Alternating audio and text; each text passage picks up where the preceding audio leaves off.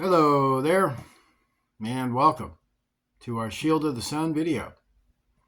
Now in this video, what I'd like to do is explore more about the secrets of the universe, so I would like for you to join me in Ephesians. You can come with me there in the chapter 6. We read this very famous teaching in Ephesians 6. It goes like this, starting in verse 10. Finally, my brethren, be strong in the Lord and in the power of his might. So notice the word power of his might. What does God's power make you think of? It makes you think of energies, makes you think of world-shattering power, makes you think of supernatural abilities. It makes you think of an unseen place where God is awesome, magnificent, and his power overshadows all that you see, overrides everything. What you think of is ultimate extraordinary ability, the source of all extraordinary ability, the power of his might. Something that goes beyond our comprehension, a power that can do anything, and if we had to, put it into a word, it would be supernatural of a grand scale, the grandest scale. Put on the whole armor of God, that ye may be able to stand against the wiles of the devil. So the devil is a supernatural being, and you notice it's spelled in a capital D. It's to give you this understanding of how the devil does not have limitless power, but rather has power that is extremely limited, measured, held, and put in its stasis in place. Hence why the devil's name is always put in its place. May be able to stand against the wiles of the devil. So the devil, being a supernatural being, has wiles. So what would wiles be? Those would be methods. Those would be tactics. That would be administration of lies. That would be cunningness, deception, cleverness, guile, sinisterism, a manner of things of this sort. Wiles is to say a con artist, someone who hustles, actions that are fraudulent, actions that are extorting, murderous actions, destroying actions, actions of robbery that comes by thousands of different ways, if not 1,000. For we wrestle not against flesh and blood. So this is the thing about it. So far, what have I revealed to you? Have I revealed to you things that are openly taught in what you call institutions, no matter what the institutions are? Does this information come common?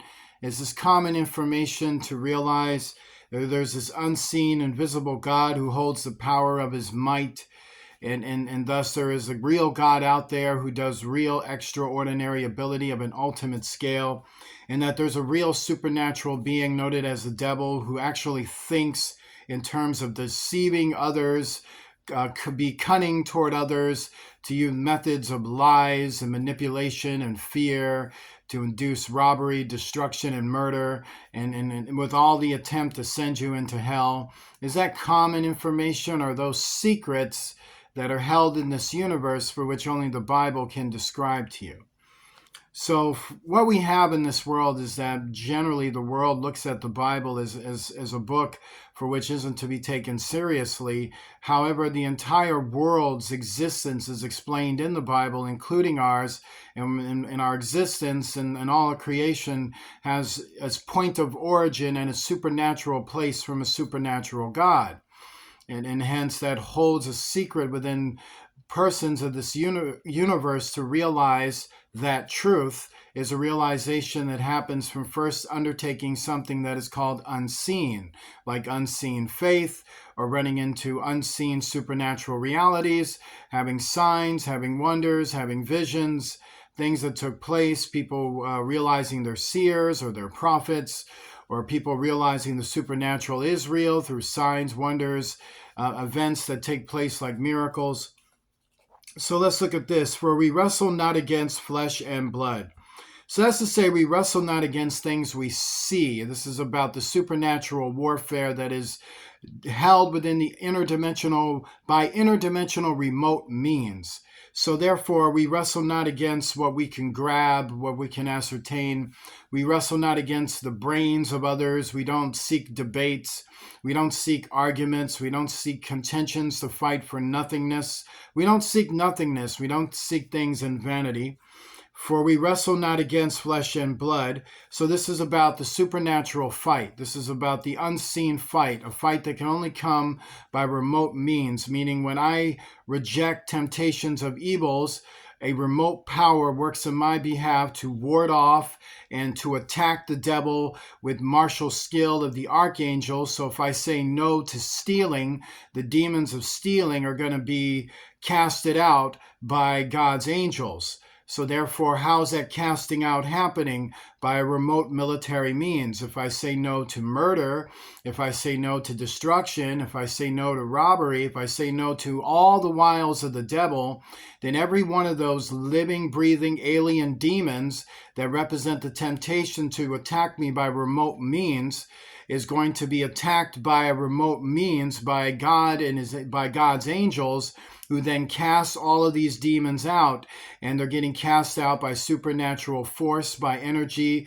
by attacks that appear like lightning, vibrations that sound like thunder, and things of this nature. They're getting repelled and casted out and into the dead, into hell. But do you see all of that happening? No, you don't see it happening. But according to the Bible, that's exactly what is happening when you say no to temptation. For we wrestle not against flesh and blood. So this wrestling is to say a military art, military combat. So since we're not the ones initializing it and in the temporal stance where we're at this point of time, how does it get initialized in our temporal walk? By supernatural means, with angels fighting on your behalf when you say no and yes to God. And God orders them to do that. So for we wrestle not against flesh and blood. So here are the things that we wrestle against in the unseen realm. So we got, but against principalities. So what are principalities? So principalities is to say you have an entity, you have a being that is not mankind, or a being that is not human. And thus this being holds degrees of power. So principalities is to say you have all of these offices, you have these administrative regions, and these administrative regions represent the kingdom of heaven, or they can represent Satan's kingdom, which is a false kingdom, a broken kingdom, which represents rebel government, not a real government, a rebel faction. So we have a rebel faction with stations that hold principalities, and all these principalities have degrees of power within the temptations they level against mankind, for whom they feed and draw their power on. The more mankind says yes to evils, the more than discrimination, than prejudice, than bigotry, selfishness, greed, counterfeit Christianity, murders, robberies, destructions, all manner of sin is allowed to have power at the station of principalities, and every sin is measured, and thus every one of these principalities hold degrees of power based on the amount of temptations within the regions. Hence, principalities that are unseen, they're in the very elements and the atmosphere of the first, and also in space. So these stations exist in the first and second heavens behind the elements of what we can see. So therefore, it's in a parallel reality, an interdimensional reality. Whereas if you would flip the light of this world over, then you would see the worlds that you cannot see, where these principalities are at and where these entities are.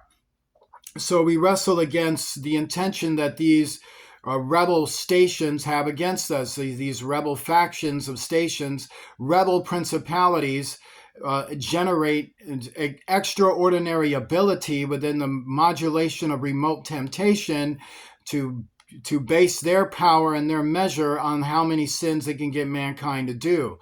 The more a region refuses to do the will of God, the more these principalities are empowered. Now, if a region is saying no to sin, no to evils, no to Satan, then these principalities, they're leveled with warfare. So warfare comes against these principalities when people are actually, genuinely, and truthfully, in spirit and truth, doing the will of God.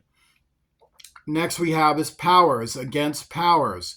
So we have powers in heaven. So we have powers that are good, but we have to understand in Satan's case, these are powers of stations. So these are stations that hold powers to elements, and there is a fallen angel there. So remember, these are illegal powers. These aren't the ones that are prescribed by God, for which remain solid, like the powers of heaven. They remain in heaven, and they are doing the will of God from the beginning, so they are legal. So we're not talking about legal powers, we're talking about illegal powers. So these illegal powers come as counterfeit to real powers, and so these counterfeit powers, they take station within the elements of mankind. So that's to say the elements of space, the elements of the light, the elements of the temporal world, our elements, and then they exist in a sphere in an unseen place behind the very fabric of our elements. So these powers, what they're designed to do is mess up the environment. They want to mess up the sun's light. They want to mess up the moon. They want to mess up the ocean waters, mess up the energy that is generated from the winds, from space-time circuits. And from these unseen places, they want to mess up the elements to cause plagues, cause diseases, cause hatred, cause all manner of bad feelings, mental illness, spiritual afflictions, even demonic possession, and do various things like that. These powers have a way to open doors of fallen angels and demons to cause first, second, third, fourth encounters with outside alien demonic intelligences, hence against powers. Against the rulers of the darkness of this world. So those would be the fallen angels, who are falsely called gods and goddesses, who hold a false jurisdiction over principalities and demonic powers. And so we wrestle against them, against the rulers of the darkness of this world, against spiritual wickedness in high places. So that is the general terminology of what we're talking about. So that is to say the pantheon home, or where these gods and goddesses, these false gods and goddesses, these fallen angels are located, are in unseen places of the second heavens and the first heavens that are locked within the veil of their interdimensional realities, and their multi-dimensional movement is how they induce rulership of principalities, powers, and the darkness of this world is to represent that multi-dimensional movement that is within the unseen realm that governs the satanic hosts, these principalities and the powers for which they weld or yield against mankind. Hence, secrets of the universe. Now it says in verse 13, "Wherefore take unto you the whole armor of God, that ye may be able to withstand in the evil day, and having done all to stand, stand therefore, having your loins girt about with truth, and having on the breastplate of righteousness, and your feet shod with the preparation of the gospel of peace, above all, taking the shield of faith, wherewith ye shall be able to quench all the fiery darts of the wicked."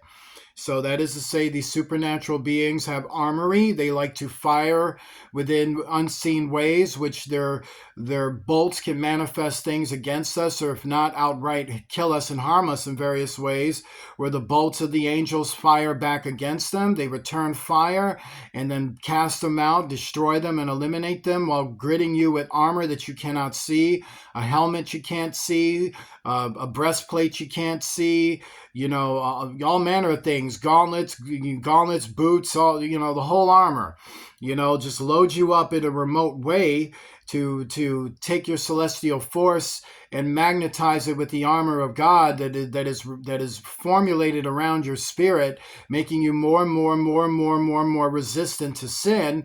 And so you care about it less and less as you become more and more resistant to sin, is because you develop yourself in saying no to the evils. So every day we try not to sin. Every day we try to do the right thing. The reason why is because we want every day to be a day that we tried, so that we get stronger and stronger and better as we go, resisting actual evils, and not things of hypocrisy. Join me in a prayer. Our Father, who art in heaven, hallowed be thy name. Thy kingdom come, thy will be done, on earth as it is in heaven. Give us this day our daily bread. Forgive us of our debts as we forgive those who are our debtors. Lead us not into temptation. Deliver us from evil, for thou art with us. For thine is the kingdom, power, and glory forever and ever. In the name of Jesus Christ, the King of heaven. Amen. If you'd like to donate to Shield of the Sun, please do so using Cash App, the $ Shield of the Sun, spelled in small case letters closed together. I want to say God bless you to each and every one of you, and I will see you soon.